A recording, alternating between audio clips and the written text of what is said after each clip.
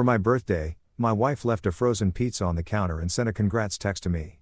A week earlier, my wife and her friends threw my best friend a backyard bash with fireworks and a drone photographer. When I asked why, my wife shrugged, "You are not really the celebrating type." I didn't reply. I didn't eat. I just grabbed my bag and walked out the door. That night, my wife's texted, "Why is everyone freaking out? My name's Miles Carter, and I need you to understand something right off the bat. I'm not the kind of guy who throws tantrums or makes dramatic exits over stupid stuff. I'm reasonable. I'm level-headed. I'm the guy who remembers to bring the potato salad to the barbecue even though nobody asked me to. And everyone's going to eat the store-bought mac and cheese instead. I'm dependable, the human equivalent of a Honda Civic. Reliable, efficient, and apparently so boring that my own wife forgot I existed on my 34th birthday. Let me paint you a picture of how this absolute masterpiece of a day unfolded. I woke up that morning with the kind of cautious optimism that only a married man on his birthday can muster. Like maybe, just maybe, this year would be different. Maybe Tara would surprise me with breakfast in bed or at least remember to say happy birthday before checking her Instagram feed. I'm not asking for a parade here, folks. Just basic human acknowledgement that I'd successfully survived another trip around the sun without getting hit by a bus or developing a gambling addiction. I came downstairs around 8 o'clock in the morning, showered and dressed like it was a special occasion because in my delusional little world, it was. The kitchen was empty. No balloons, no streamers, no cards propped up against the coffee maker with hearts drawn in Sharpie. Just the usual mess from Terrara's midnight snack rate. Empty yogurt containers on the counter, a spoon in the sink, and the faint smell of something that might have been cheese, but could have also been regret. I checked my phone. Nothing. Not a text, not a call, not even one of those automated birthday messages from my dentist's office reminding me I'm due for a cleaning. I made my own coffee. Shocking development, I know. And sat at the kitchen table wondering if maybe she was planning some kind of surprise. Maybe she was waiting until evening. Maybe she'd arranged something thoughtful and sweet, and I was being paranoid. Spoiler alert, I wasn't being paranoid. I was being stupidly hopeful, which is somehow worse. The day crawled by like a three-legged turtle crossing a highway. I worked from home, answered emails, sat through a video conference where my boss, Keith, asked me to circle back on a project I'd already finished twice. Around noon, I checked my phone again. Still nothing. By 3 o'clock, I was starting to think maybe I'd imagined my own birthday. Maybe I was having some kind of existential crisis where I'd fabricated the entire concept of celebrating the anniversary of my birth. But no, Facebook confirmed it. 17 notifications from people I barely remembered from high school, all wishing me a blessed day with champagne glass emojis they definitely copy-pasted from last year. At 6:30 in the evening, I heard Tara's car pull into the driveway. My heart did this pathetic little hopeful jump like a golden retriever hearing the word walk. I stayed in the living room pretending to read a book I wasn't actually absorbing, waiting for her to come in with a cake or flowers or literally anything that suggested she knew what day it was. She walked in carrying grocery bags and her gym duff. "Hey," she said, not looking at me, just hey, like I was the mailman or the guy who bags groceries at Kroger. She dumped the bags on the kitchen counter with the enthusiasm of someone taking out the trash and I heard the telltale sound of frozen food hitting laminate. I waited. I gave her a solid 5 minutes to remember to suddenly smack her forehead and say, "Oh my God, Miles, I'm so sorry. Happy birthday." But instead, she just unpacked the groceries, stuck a few things in the fridge, and left one item sitting on the counter. Then she grabbed her phone and disappeared upstairs. Curiosity or maybe masochism got the better of me. I walked into the kitchen and there it was, folks. The piece to resistance, the grand gesture, the culmination of 10 years of marriage, a frozen pizza. Not even a good frozen pizza, mind you. We're talking bottom shelf, cardboard crust, cheese that might be plastic situation. Still sealed in its plastic wrap, not preheated, not even accompanied by a note or a half-hearted, "I'll cook this later."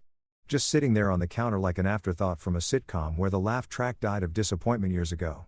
I stared at that pizza for a solid minute, waiting for the punchline. Surely this was a joke.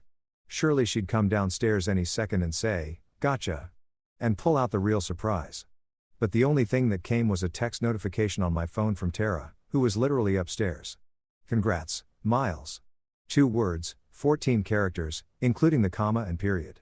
No emojis, no exclamation point, no happy birthday or love you or sorry I'm the worst wife in the continental United States. Just congrats, Miles. Like I'd finished a moderately difficult crossword puzzle or successfully parallel parked on the first try. Here's where the story gets really fun, though. See, I'm not the kind of person who forgets details, especially when those details involve public humiliation and financial waste.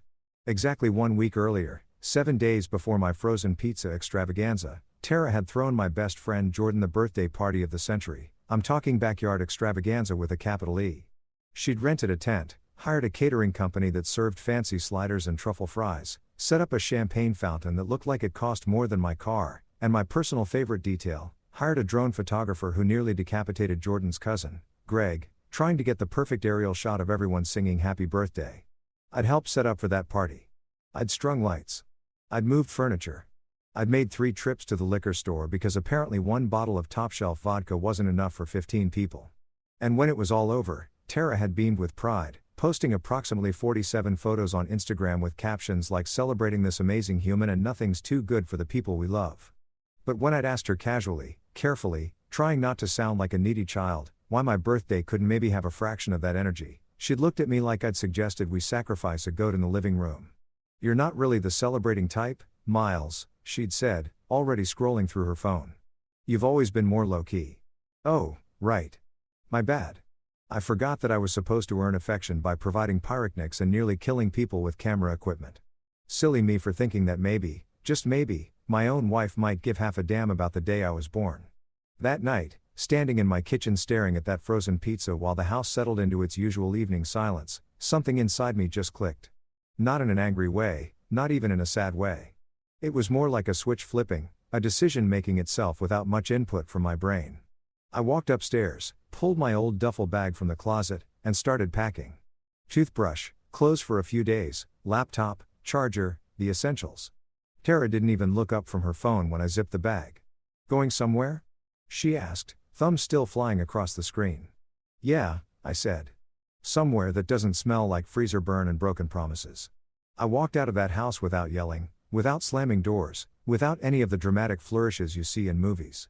Just me, my duffel bag, my dignity, and the haunting sound of an untouched pizza crust cracking somewhere in the kitchen behind me. Probably buckling under the weight of its own mediocrity. Best birthday gift I ever gave myself, honestly. The first thing you need to know about checking into a cheap hotel at 9:30 on a Tuesday night with nothing but a duffel bag and the emotional baggage of a failed marriage is that nobody working the front desk is paid enough to care about your drama. And honestly, that's exactly what I needed. I pulled into the parking lot of the Sunset Inn, which by the way faced east and hadn't seen a legitimate sunset since probably 1987, and sat in my car for a solid 10 minutes just staring at the neon vacancy sign flickering like it was having its own personal crisis. The place looked like the kind of establishment where you'd find a motivational speaker who'd hit rock bottom or a traveling salesman who'd made some questionable life choices. Perfect. I'd fit right in. The lobby smelled like industrial cleaner and someone's microwave burrito, which somehow felt more honest than my own house ever did. Behind the front desks had a guy who looked about 22 wearing a name tag that said Brandon in all caps, like he was yelling his own identity into existence. He had earbuds in and was clearly watching something on his phone that was way more interesting than my personal breakdown. I dinged the little bell on the counter. You know, one of those brass ones that sounds way more cheerful than any bell has a right to be. And Brandon looked up with the expression of someone who'd just been interrupted during the good part of a video. "Help you?" he asked, pulling out one earbud, but leaving the other in just in case I wasn't worth his full attention.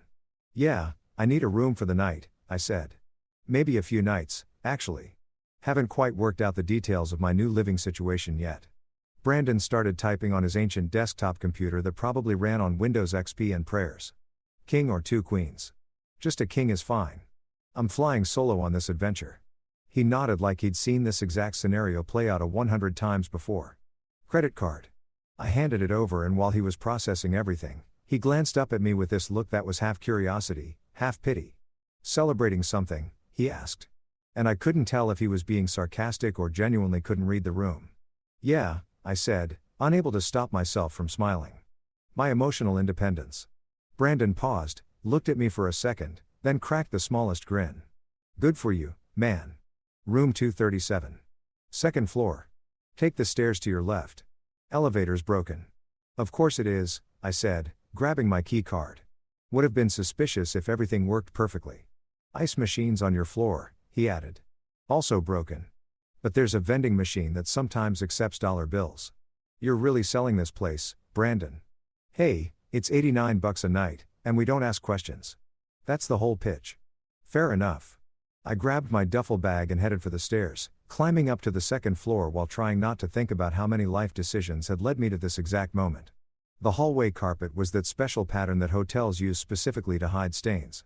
You know, the one where it looks like someone threw a kaleidoscope into a blender and then vomited it onto the floor. Room 237 was at the end of the hall, right next to what I could only assume was either another guest having a very loud phone conversation or someone watching a documentary about angry geese. I slid the key card into the door slot. Red light. Tried again. Red light. Third time's the charm. Green light and I was in. The room was exactly what you'd expect from a place called the Sunset and that charged $89 a night. One queen bed with a comforter that had probably witnessed things that would make a crime scene investigator quit their job. A TV from 2003 bolted to the dresser. A bathroom the size of a shoe box with water pressure that could best be described as apologetic. And that smell, that universal hotel smell that's somehow a combination of cleaning products, other people's lives, and existential dread. But here's the thing that hit me. As I dropped my duffel bag on the questionable carpet and looked around, the silence was absolutely beautiful. I'm not talking about the absence of noise. I could hear the guy next door still arguing with someone about parking tickets, and the air conditioning unit under the window was making sounds like it was trying to communicate with dolphins. No, I'm talking about the absence of expectations. The absence of someone yelling at me because I left water spots on the bathroom counter. The absence of my mother-in-law, Linda, giving me one of her trademark lectures about what it means to be a provider while sipping wine that I'd paid for. I sat on the edge of the bed, and it made this concerning creaking sound. But honestly, I didn't care. For the first time in what felt like years, I was existing in a space where nobody needed me to be anything other than a guy in a cheap hotel room. I wasn't disappointing anyone. I wasn't failing to meet someone's unspoken standards. I was just Miles sitting on a questionable mattress, finally breathing air that didn't taste like resentment. I ordered a pizza, a real one this time, from an actual pizza place because apparently that's what freedom tastes like, and sat cross-legged on the bed watching some terrible reality show about people buying storage units. The pizza arrived 40 minutes later, hot and excessive and completely unnecessary, and I ate half of it while laughing at grown adults fighting over a box of old Christmas decorations. Around midnight, just as I was considering calling it a night and seeing if the bed was as uncomfortable as it looked, my phone started buzzing like an angry hornet. Text messages started rolling in one after another, and I watched them populate my screen with the kind of morbid fascination usually reserved for watching car crashes on YouTube. The first one was from Tara, "Where are you?" Followed immediately by, "Miles, this isn't funny." Then, "Can you at least let me know you're okay?" But the real winner, the absolute cherry on top of this dysfunctional Sunday, came from Linda, Tarara's mother, the reigning queen of passive aggression, the woman who could make, bless your heart, sound like a death threat. Her text read, "Why is everyone freaking out?" I stared at that message for a long moment, letting the absurdity of it sink in. Why was everyone freaking out? Really, Linda? That was the question she was leading with. Not is Miles okay or what happened, but a casual inquiry about why people were having emotional reactions to the fact that I'd left. Like I'd missed book club or forgotten to RSVP to a baby shower. Oh, I don't know, Linda. Maybe because your daughter treated her husband like expired leftovers. Maybe because I spent my birthday staring at a frozen pizza while contemplating the slow death of my dignity. Maybe because I finally grew a spine and decided I deserved better than being the supporting character in my own life. But I didn't type any of that. Instead, I did something that felt revolutionary. I turned off my phone, just held down the power button, and watched the screen go dark, cutting off the incoming tide of guilt trips and manipulation attempts. The silence that followed was profound. It was the kind of silence that makes you realize how much noise you've been tolerating. I brushed my teeth with the complimentary toothpaste that tasted like minty regret, changed into an old t-shirt, and climbed into the hotel bed. The sheets were scratchy and smelled like industrial detergent, but they were mine for the night. Nobody was going to roll over and complain that I was taking up too much space. Nobody was going to sigh dramatically because I was reading too late with the lamp on. The air conditioning unit hummed and rattled, occasionally making sounds like it was trying to achieve sentience. And somewhere down the hall, someone was watching what sounded like an action movie at full volume. The guy next door had finally stopped arguing about parking tickets and was now snoring loud enough to register on the Richter scale. And you know what? It was perfect. Every weird sound, every questionable smell, every moment of this absolutely ridiculous situation was perfect because it was mine. I'd chosen it. I'd walked out of a life that was slowly suffocating me and into a cheap hotel room that smelled like other people's mistakes. And I felt oddly free. As I drifted off to sleep, I had this thought that made me smile in the dark. I hadn't burned that frozen pizza on my way out.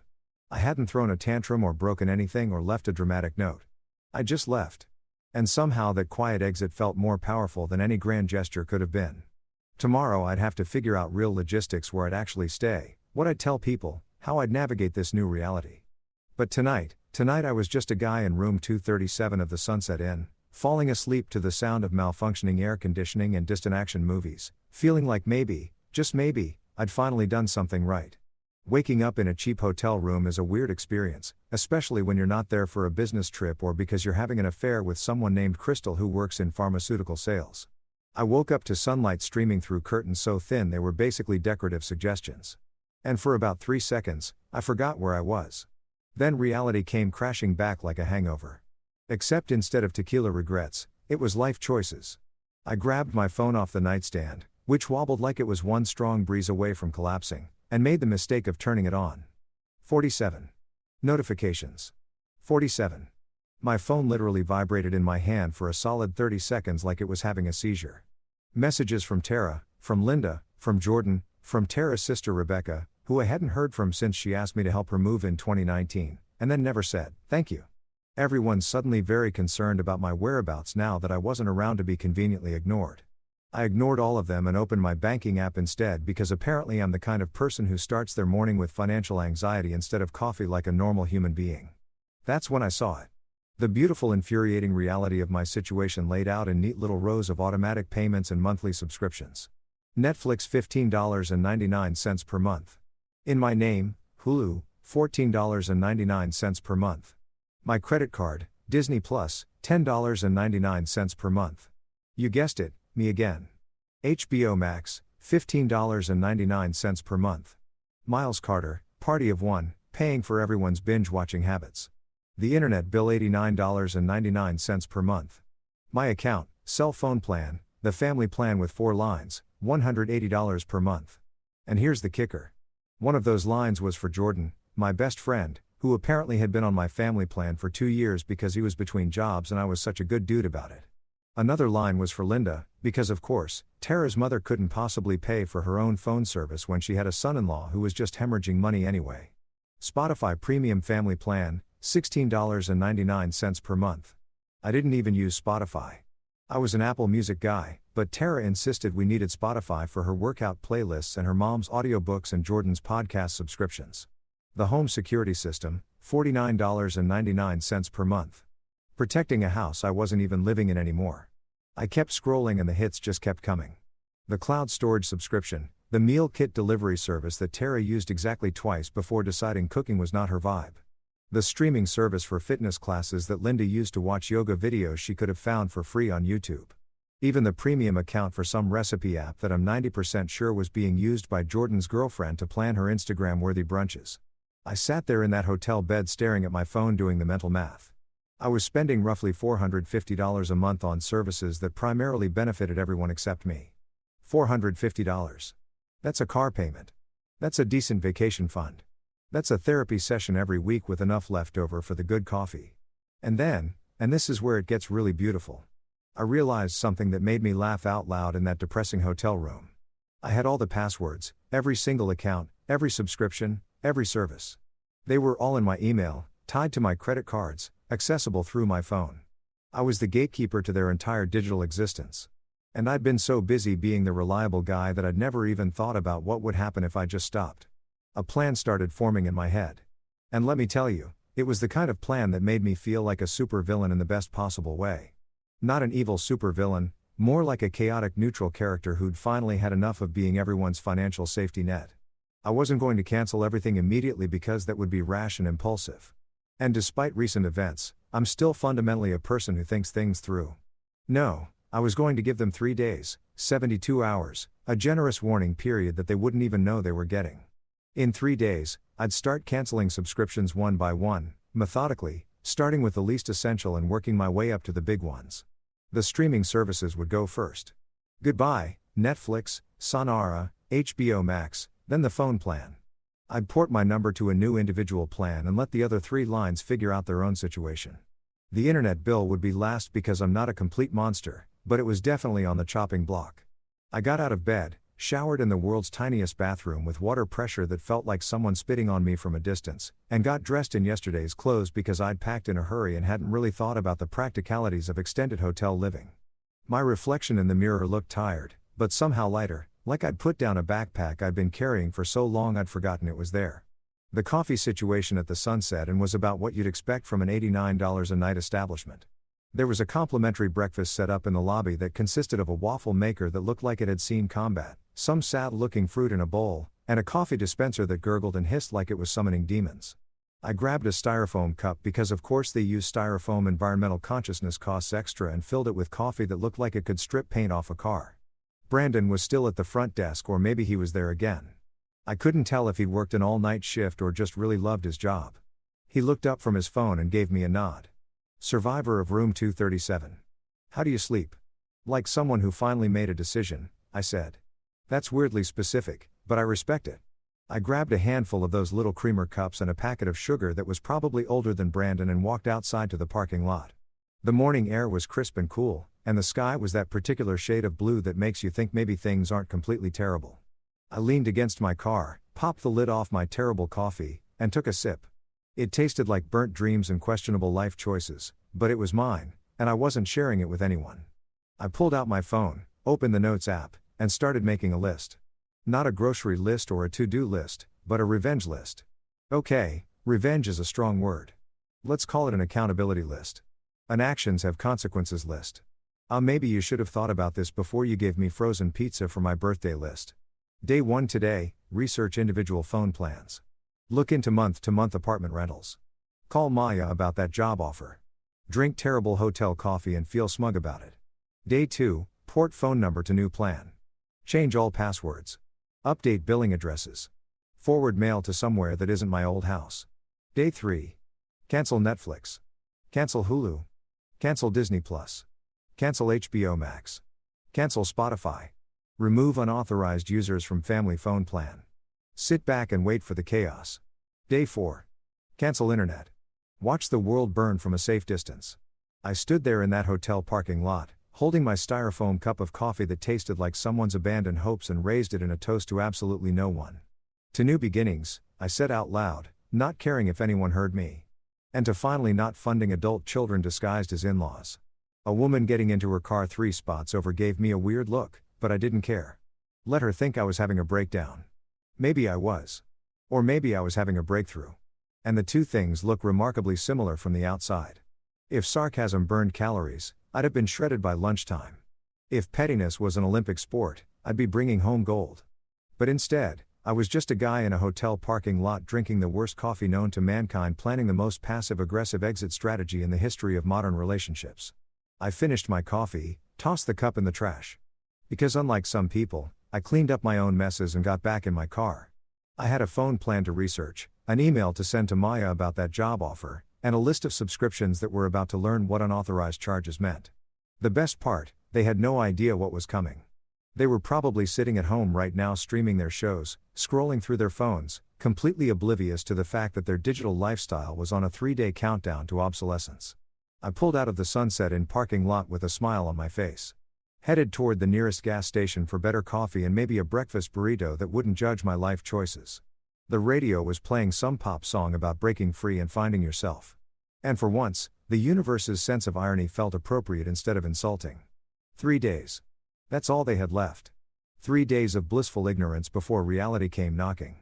And I wasn't going to be there to answer the door for them. The thing about executing a perfectly petty plan is that the waiting period is almost better than the actual revenge. It's like knowing you have chocolate cake in the fridge, but deciding to save it for later. The anticipation is half the pleasure. For 2 whole days, I existed in this beautiful bubble of calm where I knew exactly what was coming, and nobody else had a clue. I spent those 48 hours in a state of zen-like peace that I haven't experienced since before I got married. I woke up when I wanted to wake up. I ate meals at weird times because there was nobody around to judge me for having leftover Chinese food at 10 o'clock in the morning. I watched whatever I wanted on my laptop without someone sighing dramatically because I wasn't interested in another documentary about minimalist tiny homes or whatever wellness trend Tara was pretending to care about that week. On day 1 of the calm, I went to a diner about 5 miles from the hotel. One of those classic American places with red vinyl booths and a laminated menu that's probably been the same since 1995. The waitress was named Dolores, according to her name tag, and she had the energy of someone who'd seen everything and was no longer impressed by human behavior. I ordered the biggest breakfast they had: pancakes, eggs, bacon, hash browns, toast, and coffee that actually tasted like coffee instead of punishment. Hungry or heartbroken? Dolores asked, not even looking up from her order pad. Can it be both? I said. She cracked a smile. Rough week. You could say that, but it's getting better. Good, she said, pouring my coffee. Life's too short to stay miserable, especially when there are pancakes. Wise woman Dolores. I left her a $20 tip because sometimes you meet people who restore your faith in humanity, and they deserve to know it. I spent the afternoon driving around town, reacquainting myself with a city I'd been living in for years but hadn't really seen. When you're stuck in a routine, work, home, obligations, repeat, you stop noticing things. You forget that there are actual places to explore, coffee shops you've never tried, parks you've never walked through. I went to a bookstore and bought 3 novels I've been meaning to read for years.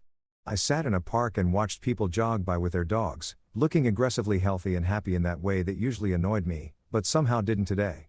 My phone buzzed occasionally with messages from Tara. Nothing urgent, just the usual stuff. Did you pay the electric bill? And where's the receipt for the lawnmower repair? And my personal favorite, can you pick up milk on your way home? On your way home?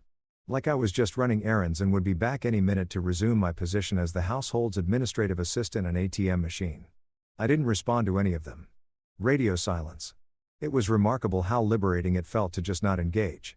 For years, I trained myself to respond immediately to every text, every request, every minor emergency. Pavlov's dog had nothing on me. But now I was learning that I could just let my phone buzz and the world would keep spinning. On day 2, I called Maya about the job offer. Maya Chun had been my boss when I worked as a tutor during my last year of college, back when I still thought I might do something interesting with my life before I got sucked into corporate mediocrity. She'd started her own tutoring company in our college town about 3 hours north. And every few months, she'd send me an email saying there was a position open if I ever wanted to escape whatever soul-crushing situation I'd gotten myself into. Miles Carter, she said when she picked up, and I could hear the smile in her voice. Please tell me you're finally taking me up on my offer. How do you know? I asked. Because you're calling me on a Wednesday morning instead of sending your usual polite email declining. Something's changed. You could say that. Got any openings for a guy who's extremely qualified to teach test prep and moderately qualified to make terrible life decisions?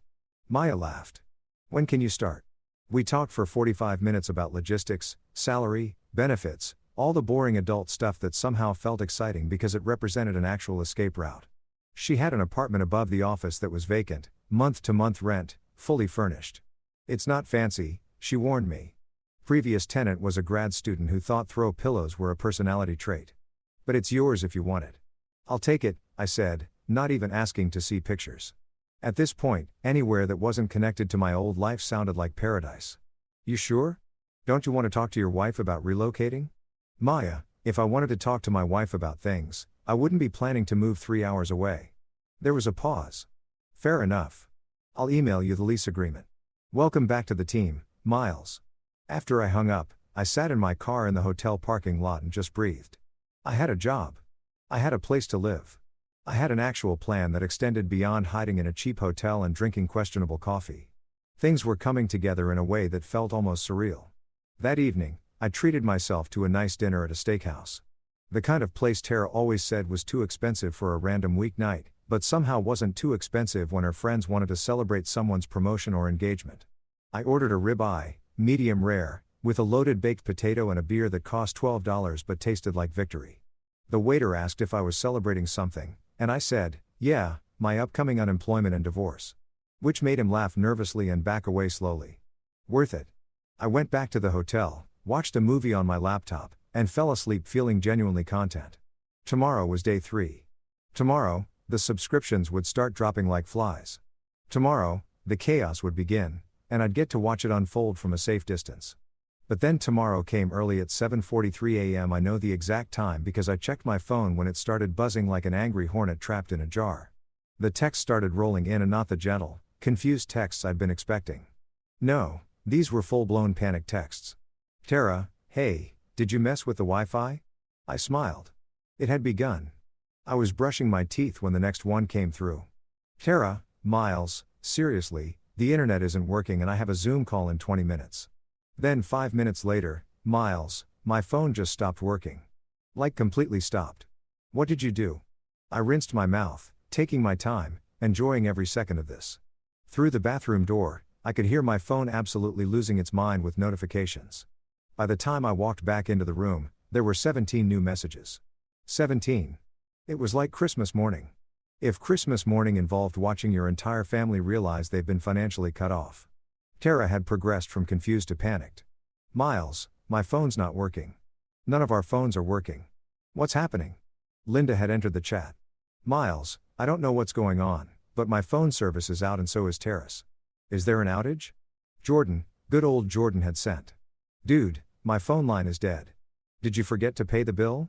Did I forget? That's adorable, Jordan. I didn't forget anything. I remembered everything. Actually, every month I paid that bill. Every time you said, thanks, man. And never offered to contribute. I remembered all of it. Then came my favorite message of the morning from Tara. My mom says I should call you. Please don't do anything crazy. I stared at that message for a long moment, savoring it like fine wine. Don't do anything crazy. That was rich coming from the woman who gave me frozen pizza for my birthday and expected me to stick around indefinitely funding everyone's digital lifestyle. Oh, Linda, I thought, if only you knew that my version of crazy was sitting quietly in a hotel room drinking coffee that tasted like burnt dreams and cancelled subscriptions. If only you knew that my grand act of rebellion was simply choosing not to pay for things that didn't benefit me. The horror, the absolute chaos. I typed out my response with the care of someone crafting a masterpiece. No long explanation, no justification, no essay about feelings or boundaries, just one simple emoji. Thumbs up. I hit send and watched the message deliver. One thumbs up, that's all they got. Because nothing, and I mean nothing, terrifies control freaks more than a complete non-reaction. My phone immediately started ringing. Tara, I declined to call. It rang again, declined. Then Linda tried, declined. Then Jordan, Rebecca, even Tarara's dad, Rick, who hadn't called me since he dialed me during Thanksgiving 2022. I turned my phone to silent, set it face down on the nightstand and went to take a shower. Let them spiral. I had a checkout time to meet and a new life to start. There's something weirdly symbolic about packing your entire life into a Honda Accord and driving away from everything you've known for the past decade. It's like being in one of those indie movies where the protagonist has a revelation and just hits the road, except instead of a cool vintage convertible and a carefully curated soundtrack. You've got a car that makes a weird rattling noise above 50 miles per hour and a playlist that keeps shuffling to break up songs like your phone is trying to make a point. I checked out of the Sunset Inn at exactly 11 a.m., which was checkout time, because even in the midst of a life crisis, I'm still the kind of person who follows hotel policies. Brandon was at the desk again. Or still, I honestly couldn't tell anymore, and he gave me a little salute as I turned in my key card. Good luck out there, man, he said. Hope you find whatever you're looking for. Thanks, Brandon. Keep fighting the good fight with that waffle maker. It's a losing battle, but somebody's got to do it. I threw my duffel bag in the trunk, which also contained everything else I'd managed to pack in my hasty escape. A box of books, my laptop, 3 pairs of shoes, enough socks and underwear to last me until I either found a laundromat or gave up on society entirely. And a framed photo of my dog from childhood. Because apparently, even in the middle of a divorce, I'm still sentimental about a golden retriever who died in 2008. The drive north to my college town was supposed to take about 3 hours, but I was in no rush. For the first time in years, I had nowhere I needed to be at any specific time. No meetings, no obligations, no wife texting me a grocery list with 17 items that somehow all needed to be the organic version. Just me, the open road, and the distinct possibility that I was having either a breakthrough or a breakdown. The jury was still out. I merged onto the highway and immediately my phone started ringing through the car's Bluetooth system. Tara's name flashed on the dashboard screen like a warning light. I hit decline and turned off Bluetooth entirely because I was learning that sometimes the best response is no response at all. Let her think I'd driven into a tunnel. Let her think I dropped my phone in a lake. Let her think whatever she wanted. I was done providing explanations for my existence. The radio became my only companion, and it had apparently decided that today was songs about love gone wrong day. Every station I flipped to was playing either a bitter breakup anthem or an overly optimistic song about finding yourself after heartbreak. At one point, I Will Survive came on. The Gloria Gaynor version, not some modern cover, and I cranked it up and sang along like I was auditioning for the world's saddest karaoke competition. A truck driver in the next lane looked over at me, belting out lyrics about changing locks and growing strong. And I just nodded at him like this was completely normal behavior. He gave me a thumbs up. Brotherhood of the road. I guess we've all been there. Fighting our demons at 70 miles per hour while Gloria Gaynor provides the soundtrack. About an hour into the drive, I stopped at a rest area that had the aesthetic of a building that had given up on life sometime in the 90s. The bathroom smelled like broken dreams and industrial cleaner. And the vending machines looked like they might contain either snacks or anthrax. It was hard to tell. I grabbed a coffee from a machine that charged $3 for what tasted like someone's interpretation of what coffee might be and stood outside watching families shuffle between minivans and SUVs. There was this one couple, probably in their 50s, and they moved around each other with this easy familiarity that made me realize I'd never had that with Tara. Every interaction we'd had in the last few years felt like a negotiation or a performance. This couple, though, the guy just handed his wife a napkin without her asking. She adjusted his collar without thinking about it. Small gestures that added up to something real. I wondered if Tara and I had ever had that, or if we'd just been playing house from the beginning, following some script about what marriage was supposed to look like without ever figuring out what we actually wanted it to be. Deep thoughts at a highway rest stop. That's where I was in life now. I got back in my car and kept driving, and the landscape slowly started to change. The sprawling suburbs gave way to smaller towns, then to actual countryside with farms and cows, and the kind of pastoral scenery that makes you understand why people write country songs. The further I got from the city, the lighter I felt, like I was literally driving away from weight I'd been carrying. My phone buzzed in the cup holder, silenced but still visible, and I could see notifications piling up. 53 messages. 53. I laughed out loud in my empty car because what else are you supposed to do when your entire family loses their collective mind because you stop paying for their streaming services? 2.5 hours into the drive, I started seeing familiar landmarks. The billboard for that sketchy fireworks store that was always going out of business, but never actually closed. The exit for the state park where my college friends and I used to go hiking when we were pretending to be outdoorsy. The water tower painted to look like a giant basketball because apparently in the 80s that seemed like a good idea. I took the exit for Millbrook, my old college town, and felt this weird mixture of nostalgia and hope. This place held memories of a version of me that still had potential before it settled into a comfortable life that turned out to be slowly suffocating me. The downtown area hadn't changed much. Same brick buildings, same locally owned shops trying desperately to compete with the strip mall on the highway. Same coffee shop where I'd spent countless hours studying and pretending to understand philosophy. Actually, wait. The coffee shop was different. It used to be called the Daily Grind, but now the sign read June's Brew in cheerful yellow letters with a little sun logo. Cute. Probably new ownership trying to put a personal touch on things. I parked on Main Street, found a spot right in front, which never would have happened in the city, and sat in my car for a moment, watching people walk by. College students with backpacks looking stressed about midterms. Older folks moving at a slower pace, actually making eye contact with each other. A guy walking 3 dogs at once, and somehow making it look easy. This could work. This could actually work. I grabbed my wallet and headed into June's Brew, pushing open the door to the sound of a little bell chiming. An actual bell, not a recording. The place smelled like fresh coffee and baked goods and possibility.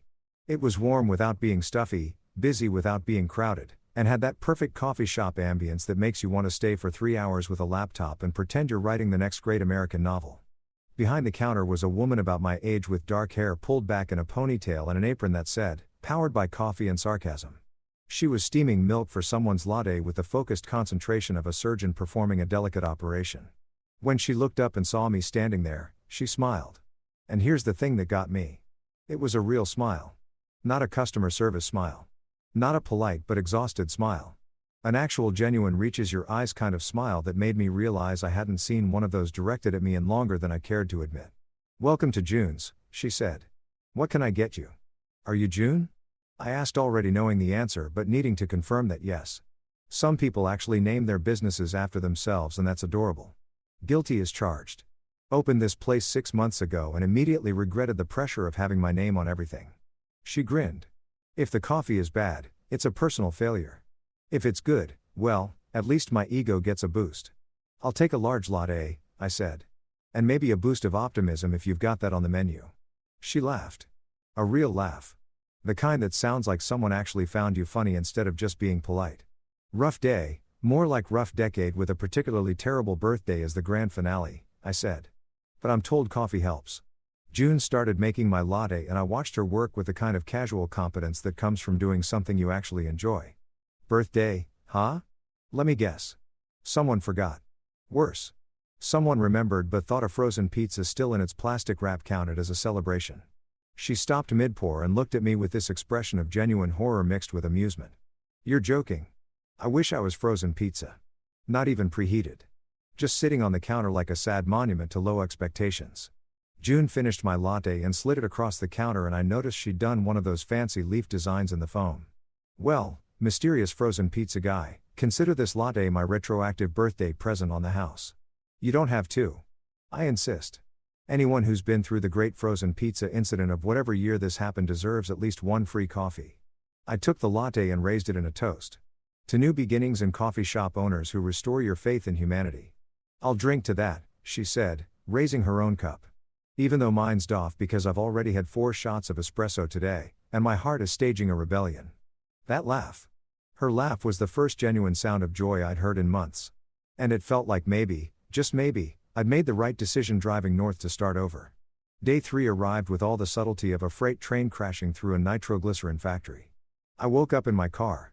Yeah, my actual car parked behind June's coffee shop because I'd stayed until closing time talking to her about everything from terrible exes to the correct way to make a grilled cheese sandwich and then realized it was too late to go check out Mia's apartment. June had said I could crash in my car in her parking lot because apparently this town still believed in basic human decency. Wild concept. My phone had died sometime during the night, which was probably a blessing. I plugged it into my car charger and watched it come back to life with all the enthusiasm of someone watching a horror movie where you know the killer's behind the door. The screen lit up and immediately had a stroke trying to load all the notifications. 89 messages. 89. I had 89 unread messages and it wasn't even 7 in the morning yet. I scrolled through them with the detached fascination of someone watching a reality show about people who hoard exotic animals.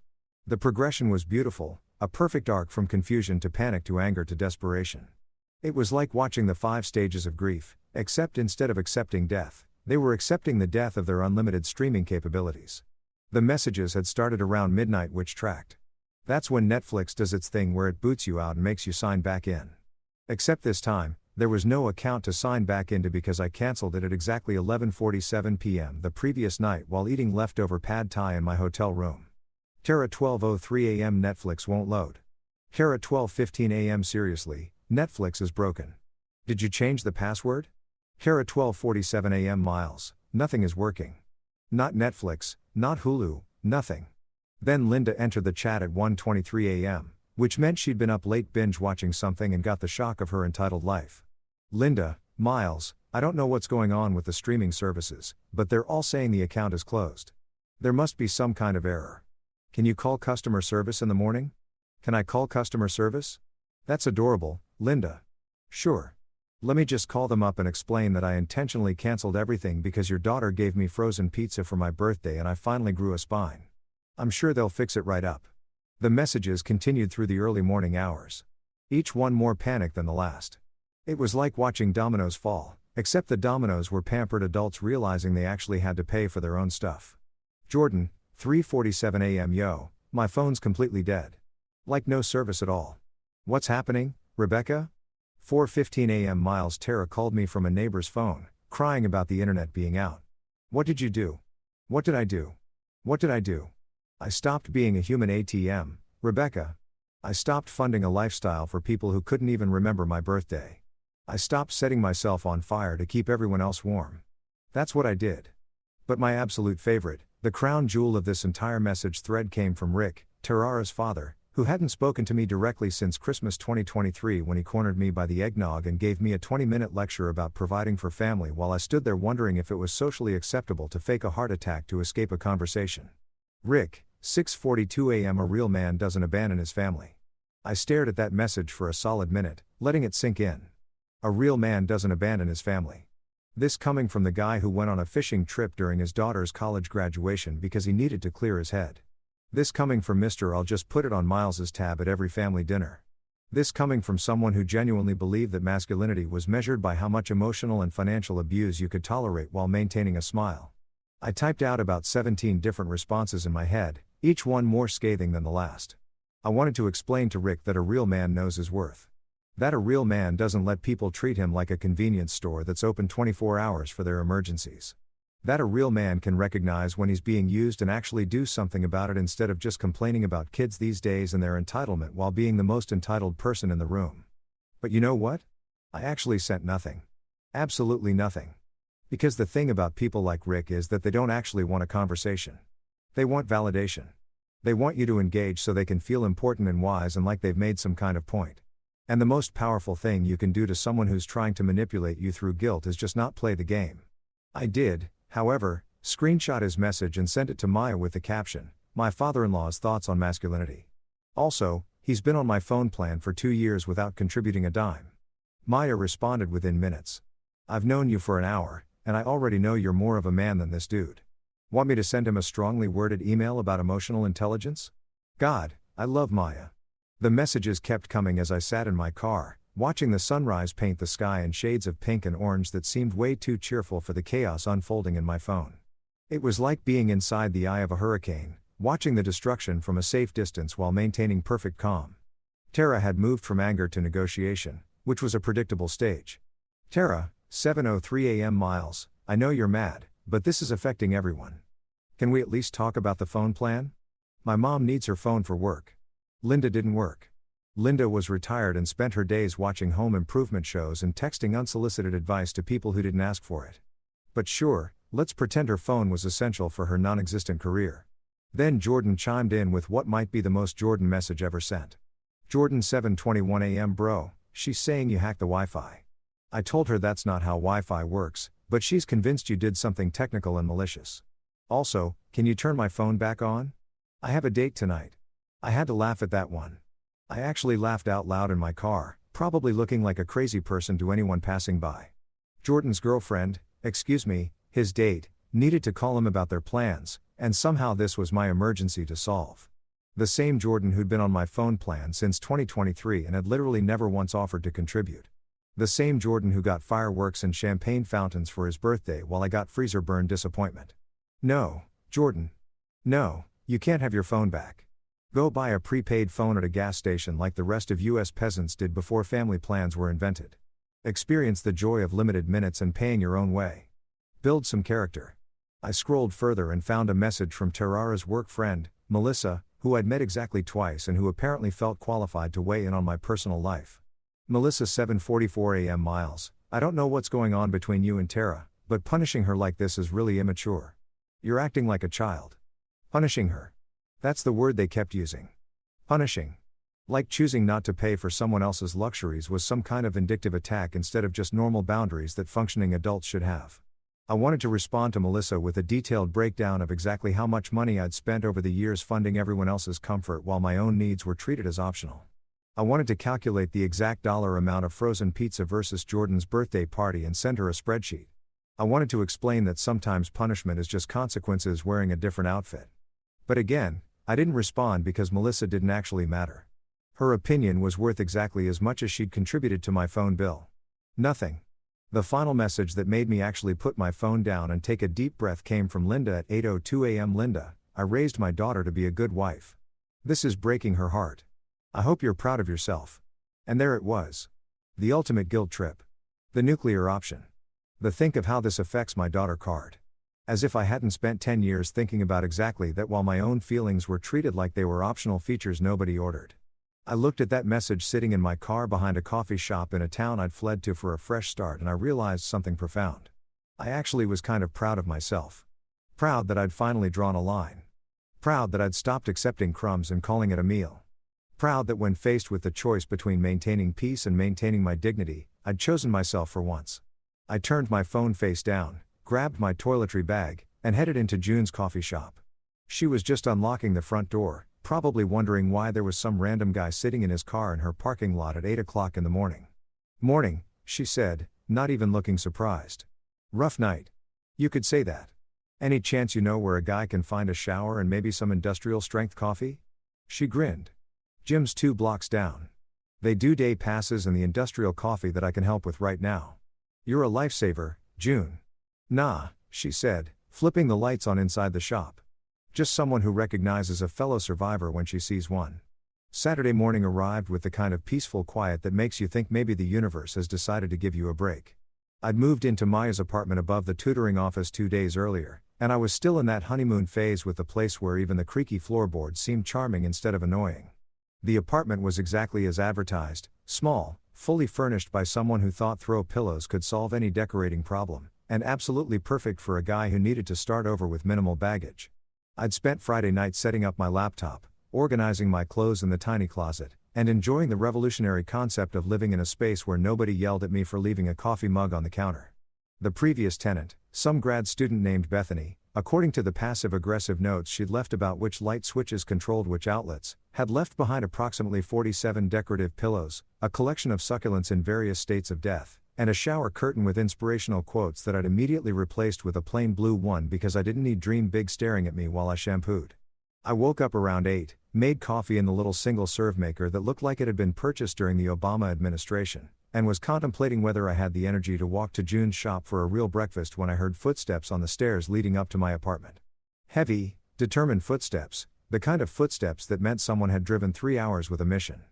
Then came the knock. Not a polite hello, is anyone home knock.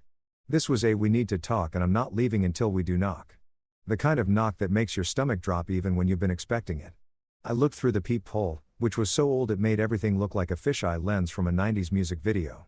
And there she was, Tara, standing in the hallway of my new apartment building 3 hours away from home at 8:30 on a Saturday morning.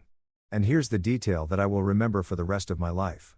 She was wearing an old hoodie that said live, laugh, love in that cursive font that's required by law to appear on at least one item in every suburban home. The irony level was off the charts. The woman who'd given me frozen pizza for my birthday was standing at my door wearing a hoodie about living and laughing and loving, and I had to bite the inside of my cheek to keep from laughing in her face through the door. I took a deep breath, checked my reflection in the mirror by the door to make sure I didn't look as emotionally destroyed as she probably hoped, and opened it. Tara, I said, keeping my voice neutral. How'd you find me? Your boss, Maya, she said, not even bothering with a greeting. I called the tutoring company, told them it was a family emergency. Of course, she did. Classic Tara move.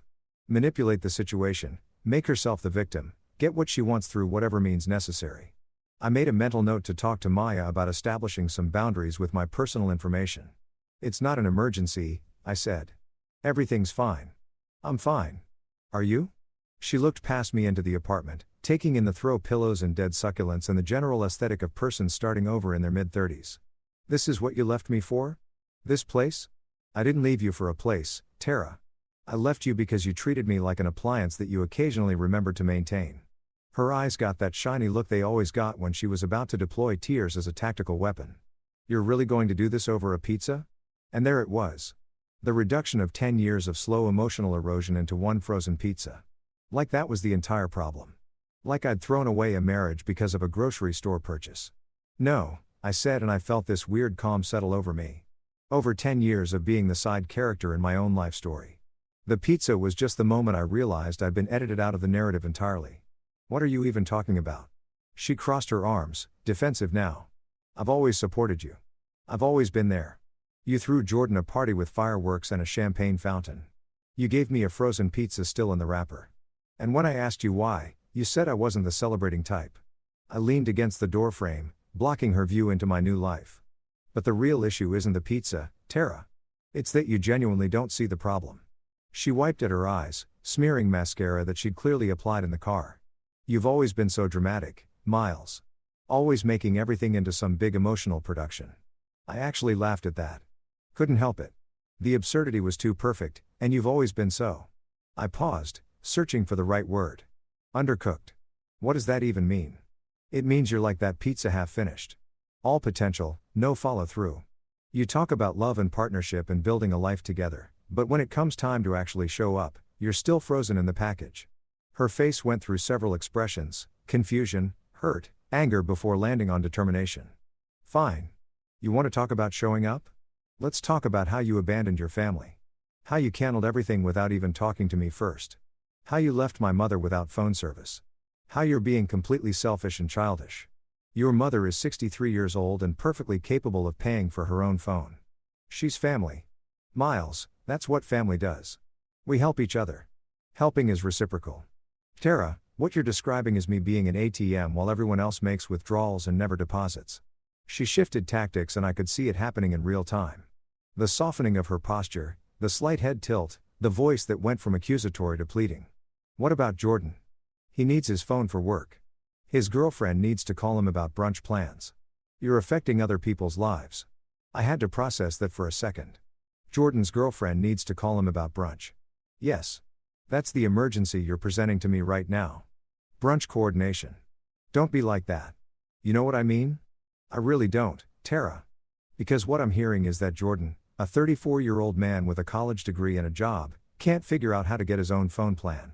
So his girlfriend can call him about pancakes. And somehow that's my problem to solve. You used to be so much kinder, she said, going for the guilt angle. You used to care about people.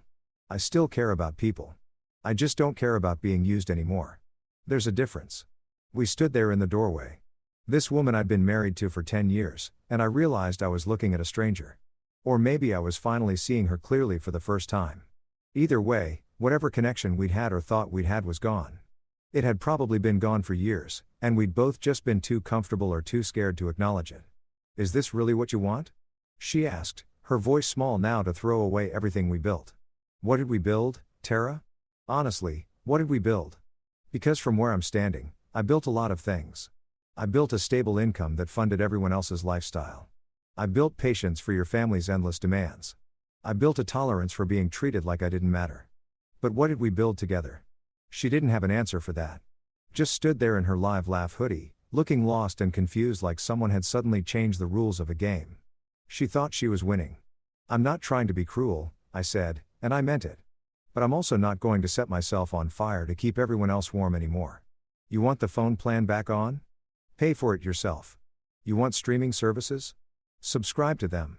You want a husband who shows up for you? Try showing up for him first. So that's it. You're just done. Yeah, Tara. I'm done being an afterthought. I'm done being convenient. I'm done being the guy who gets frozen pizza while everyone else gets fireworks.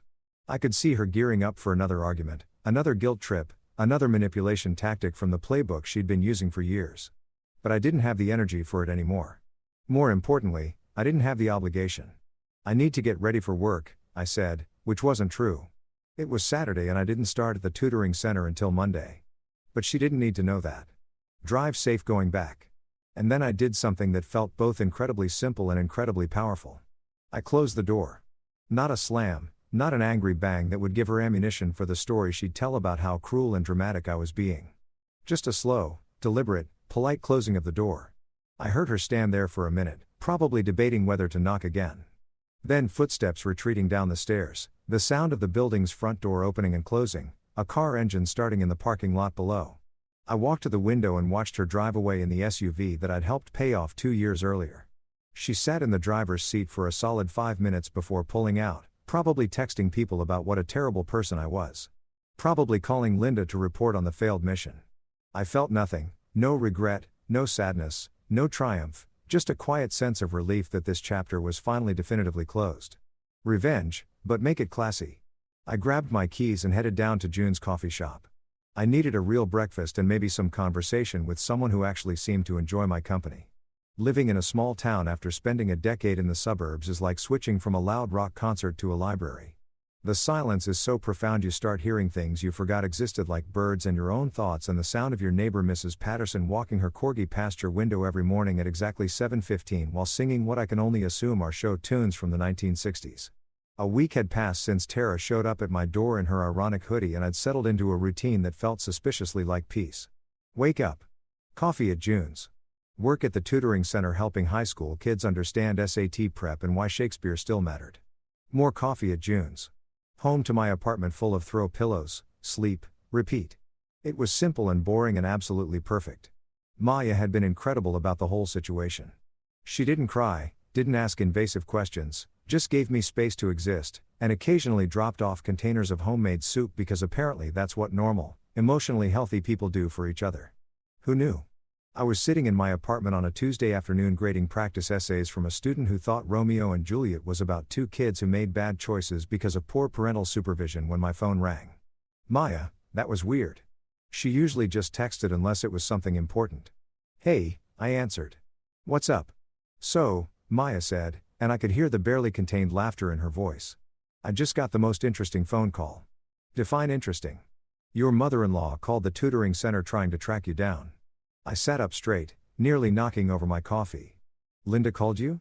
How did she even get this number? Apparently, she's been calling every tutoring company within a 100-mile radius. Very determined woman. She told my receptionist it was a family emergency and that she needed to speak with you immediately regarding urgent financial matters. Oh my God, it gets better, Ma said. When Jessica told her you weren't available, Linda asked for your home address because as your employer, I have a legal obligation to provide that information to family members in crisis. I had to laugh. I actually had to laugh because the audacity was impressive. What did you tell her? I told her you joined witness protection and I wasn't legally allowed to disclose your location. You didn't? I absolutely did. She sputtered for about 30 seconds and then hung up. Jessica said it was the highlight of her week. Maya paused. Should I be worried? Is this woman going to show up here with a SWAT team? No, she's just mad that I stopped funding her phone plan and now she actually has to use her retirement money on things like cell service. The horror, the absolute tragedy, Ma said. Anyway, I wanted to give you a heads up in case she escalates to skywriting or hiring a private investigator. After we hung up, I sat there marveling at the commitment it must have taken for Linda to call multiple tutoring companies trying to hunt me down. That was dedication, misguided boundary-crossing dedication, but dedication nonetheless. Out of morbid curiosity, and because apparently I enjoy emotional self-harm, I grabbed my laptop and logged into the family's shared Google Drive. We'd set it up years ago for sharing documents and photos, and I'd honestly forgotten I still had access. Nobody had bothered to remove me, probably because Tara didn't know how and was too proud to ask. The main folder had the usual suspects: tax documents, home repairs, vacation photos from 2019. But there were some new additions that made me actually snort coffee through my nose. First folder, emergency bills. I clicked it open. Inside were screenshots of every disconnection notice, every email from Netflix and Hulu about canceled subscriptions, every text from phone carriers about suspended service. They documented the entire crisis like they were building a legal case. There were even photos of Linda's phone screen showing no service, like that was evidence of my war crimes. Second folder, apology drafts. Oh, this was going to be good. Inside were at least a dozen Word documents with various attempts at crafting the perfect apology to lure me back into funding their lifestyle. I opened the first one titled Apology Version 1 Emotional Angle. Dear Miles, we realize now that we may have taken your generosity for granted. May have. The uncertainty was killing me. I opened another one. Apology Version 3. Financial Compromise. Dear Miles, what if we agreed to pay you back for half of the streaming services over the next 18 months? Half over 18 months. So essentially, they wanted to reimburse me about $6 per month for services they'd been using for years. The math wasn't mate, as the kids would say. The best one, though, was titled Apology, Mom's Version, Guilt Trip. Dear Miles, Linda wanted me to tell you that she's been unable to reach her cardiologist because her phone isn't working and this could be a matter of life and death. Linda didn't have a cardiologist. Linda had the cholesterol levels of a marathon runner and bragged about it constantly. The woman ate kale for fun, but sure, let's pretend this was a medical emergency. Then I saw it, the folder that made this entire snooping expedition worthwhile. Miles being difficult. I clicked it with the enthusiasm of someone about to watch a train wreck in slow motion. And what I found was somehow worse and better than I could have imagined. It was full of memes. Memes. They'd made memes about me. There was one of that guy from The Office looking annoyed with the caption, "When your husband cancels Netflix because you gave him frozen pizza." Another was the distracted boyfriend meme. Boyfriend looking at being petty. Girlfriend labeled having a mature conversation with the caption "Miles choosing violence." They'd made a whole collection screenshots of my thumbs up emoji with dramatic captions. A compilation of text where I just didn't respond, labeled the silent treatment, a masterclass. Even a poorly edited image of me as a Disney villain with the caption, "Miles destroys family Wi-Fi 2024 colorized." The commitment to documenting their victimhood was honestly impressive. They'd put more effort into these memes than they had into remembering my birthday. I was still scrolling through this digital monument to their wounded feelings when my phone rang. Jordan. I stared at his name on the screen, debating whether to answer. We hadn't spoken since the great subscription cancellation of 2024, and I wasn't sure what to expect. Curiosity won. I answered, "Miles, man, we need to talk." Jordan's voice sounded weird. Strained. Like he was hiding in a closet or something. What's up, dude? Tara's telling everyone, you've lost it. Like completely lost your mind. She's saying you had some kind of breakdown and fled to the wilderness. I'm in a college town, Jordan. There's a Starbucks on the corner. This is hardly the wilderness. Yeah, I figured. But she's going hard with the narrative. Posted on Facebook about how she's worried about your mental health and asking for prayers. She posted on Facebook. I said it flatly, not even as a question. Of course she did. Public sympathy was Tara's favorite currency. It gets worse. Linda's telling people you stole money from them and disappeared. Stole money? I stopped paying for their stuff. That's not theft. That's called having boundaries. There was a pause. And then Jordan said something that absolutely floored me. Bro, between you and me? You're kind of my hero right now. What? His voice dropped to a whisper. I'm serious. Everyone's been texting me asking if you're okay. And I've been telling them, yeah, you're fine. You just finally figured out what the rest of us are too scared to do, which is put yourself first, man. Stand up for yourself. Stop being everyone's ATM and emotional punching bag. He laughed, but it sounded bitter. Sarah, my girlfriend, she asked me why I don't have my own phone plan, and I didn't have a good answer. You know what I realized? I'm 34 years old and I've been on your family plan for 2 years because it was easier than being a grown-up. I didn't know what to say. Jordan party, Jordan fireworks, Jordan the guy who'd never met a responsibility he couldn't avoid was having an epiphany. I got my own plan yesterday. He continued, paid for 3 months up front, and man, it felt good, like I was finally acting my age. Jordan, I know, let me finish. What Tara did to you is messed up. The pizza thing, the way she treated you like you didn't matter, all of it. And everyone just went along with it because you never complained. You just kept paying and showing up and being the reliable guy. He paused. But you don't have to be that guy anymore. You can just be Miles. Tell her I found it. I said, found what? My mind. Tell her I found it. It was under a pile of unpaid bills and resentment. Silence on the other end. Then Jordan laughed. Really laugh. The kind of genuine sound I hadn't heard from him in years. You're kind of my hero, bro, he whispered again, like he was afraid someone would hear him. I didn't expect that twist. There's something deeply weird about receiving handwritten letters in 2024. It's like getting a telegram or finding a pay phone that actually works. It exists in this space between nostalgic and vaguely threatening. So, when I came home from work on a Thursday afternoon and found a cream-colored envelope propped against my apartment door, my first thought was either someone had died or I was being served with divorce papers disguised as a Pinterest project. The envelope had my name written in Tarara's handwriting, which I recognized immediately because I'd seen it on countless grocery lists and passive-aggressive notes about leaving dishes in the sink. Her handwriting had this specific quality that I can only describe as regret mixed with bad eyeliner. Loopy and dramatic with inconsistent pressure, like she'd written it while crying, or at least trying to look like she was crying. I picked it up, held it for a second, and seriously considered just throwing it away without reading it. That would have been the healthy boundary move, right? Just toss it in the trash and move on with my life. But curiosity is a hell of a drug. And I'm apparently still addicted to bad decisions when it comes to my ex-wife. I made myself a cup of tea, actual tea, not coffee, because this felt like a tea drinking moment, and sat down on my couch surrounded by Bethy's army of throw pillows. The envelope wasn't sealed properly. She'd used one of those little sticker things that said "with love" in gold script, which felt like either intentional irony or complete obliviousness. With Tara, it was genuinely 50-50. I opened it carefully, half expecting glitter to explode everywhere because that seemed like something she'd do. Inside was 3 pages of cream stationery, the fancy kind you buy at places like Home Goods when you're trying to convince yourself you're the type of person who writes letters. The paper even had a faint floral pattern in the corners. Very classy. Very. I'm having a moment of growth and reflection. Dear Miles, it started, and I immediately noticed she'd written dear and then crossed it out and written it again darker. A false start, great beginning. I've been doing a lot of thinking since you left, and I wanted to reach out to tell you how I'm feeling. I know things ended badly between us and I didn't mean to make you feel that way. I stopped reading and had to take a breath. Didn't mean to make you feel that way. That phrase right there, that beautiful classic non-apology that takes zero responsibility while sounding like it's taking all the responsibility. She didn't mean to. It just happened accidentally. Like giving your husband frozen pizza for his birthday was some kind of cosmic accident that she had no control over. Translation, she absolutely meant to. Or at the very least, she didn't care enough to not do it, which is functionally the same thing. I kept reading, morbid fascination propelling me forward. Looking back, I realized that maybe I took you for granted sometimes.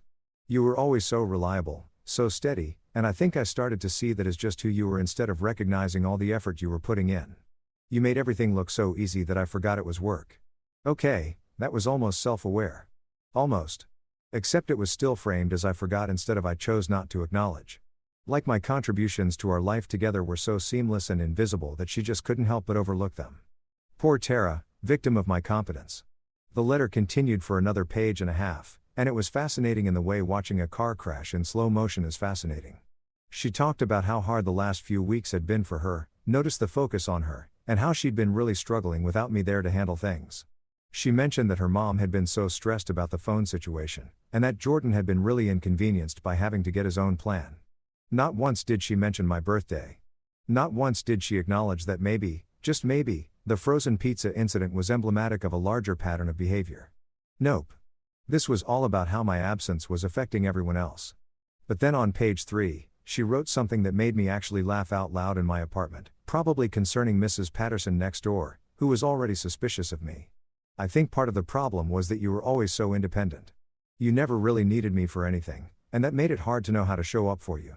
You've always been this way, too self-sufficient, too okay with being alone. Maybe if you'd asked for more, I would have known how to give it. Too independent, too self-sufficient, too okay with being alone. Translation: you were inconveniently self-aware and didn't need me to function, which made it harder for me to feel important without actually having to do anything important. She'd managed to turn my basic emotional maturity into a character flaw. That took skill, honestly. Olympic-level mental gymnastics.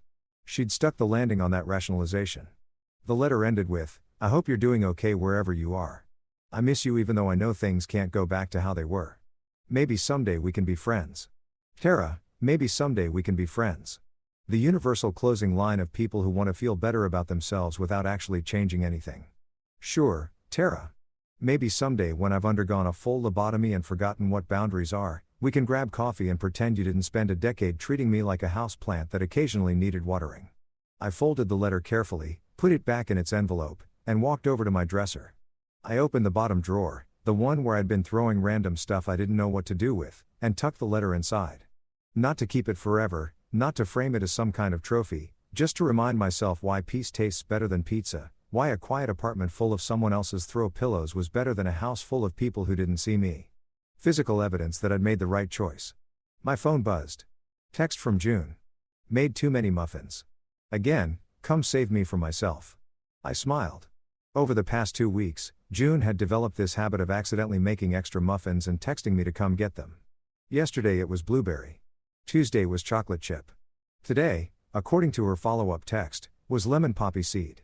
I didn't correct her about the accidents. I didn't point out that she was clearly doing this on purpose. Some things you just let happen because they're nice and you deserve nice things. I grabbed my jacket and headed down to the coffee shop. The evening air was crisp and Main Street was doing that small town thing where everyone seemed to know each other. Mrs. Patterson was outside with her corgi chatting with the guy who owned the hardware store. A couple of college kids were sitting on a bench sharing earbuds and laughing about something on someone's phone. Normal life, simple life. June's shop was nearly empty when I walked in. Just one guy in the corner working on a laptop and a teenage girl studying with highlighters spread across her table like she was preparing for war. "Your timing is impeccable," June said, pulling a basket of muffins from the back. "These are still warm." "What a coincidence," I said, playing along. "Me showing up right when you have extra muffins. What are the odds?" "Asked astronomical," she said, grinning. "Must be fate. Must be." She poured me a coffee without asking. She'd learned my order by day 3, which was either attentive or slightly concerning, and slid a plate with a muffin across the counter. "So," she said, leaning on the counter in that way that suggested she was settling in for conversation. "You looked pretty serious when you walked in. Everything okay?" "Got a letter from my ex-wife," I said. 3 pages of almost apologies and creative blame-shifting. "Ah, the classic, I'm sorry you feel that way genre of correspondence." "Exactly that. She told me I was too independent and that's why she didn't know how to show up for me." June raised her eyebrows. "That's a take, right? Like my ability to function as an adult was somehow a personal attack on her capacity to care." "Did you write back?" "Nope. Filed it away in my drawer of reasons I made good decisions and came here for muffins instead." "Smart man," June said. She grabbed a muffin for herself and took a bite. You know what I did when my ex tried to give me the maybe we can be friends speech? What? I told him, sure, we can be friends the same way I'm friends with my dentist. I'll see him twice a year. It'll be mildly uncomfortable and I'll leave feeling like I need to take better care of myself. I laughed so hard I almost choked on my muffin. That's perfect. He didn't think so. But then again, he also thought leaving me for his CrossFit instructor was a journey of self-discovery. So, his judgment was questionable. We sat there for a while eating muffins and trading stories about terrible exes and bad decisions and the weird freedom that comes from starting over. The teenage girl eventually packed up her highlighters and left. The laptop guy ordered another coffee and settled in for what looked like a long night. You seem different than when you first came in here, June said eventually. Lighter, maybe. I feel lighter, I admitted, like I've been carrying a backpack full of rocks and finally figured out I could just put it down. Good, she said. You deserve to travel light. I finished my muffin, drained my coffee, and stood to leave. Thanks for the accident, muffins. Anytime, she said. Same time tomorrow. I'm thinking banana knot. What a coincidence. That's my favorite fate, she said, smiling. Must be small wins. 6 months later, my 35th birthday rolled around and I woke up to the smell of something actually baking. June had borrowed my apartment key. We've been dating for 3 months, taking it slow, and made me a real cake. No plastic wrap, no frozen crust, just honest-to-God vanilla cake with chocolate frosting. My coworkers at the tutoring center sang off-key during lunch break, and Maya gave me a coffee mug that said, "World's okay, teacher." Perfect. That evening, a small package arrived with no return address. Inside, a framed photo of Tara and me from happier days back when we still smiled like we meant it. The note said, "I didn't know what you were carrying. I do now. I'm sorry." I didn't reply. Didn't throw it away either. Just set it in that drawer with her letter. Artifacts from a life I'd outgrown. Later, June and I sat on my couch eating leftover cake and I raised my glass. Happy birthday, Miles. You finally celebrated you. Somewhere between laughter and buttercream frosting, I realized I wasn't the husband who got frozen pizza anymore. I was the man who learned to leave the oven on for himself.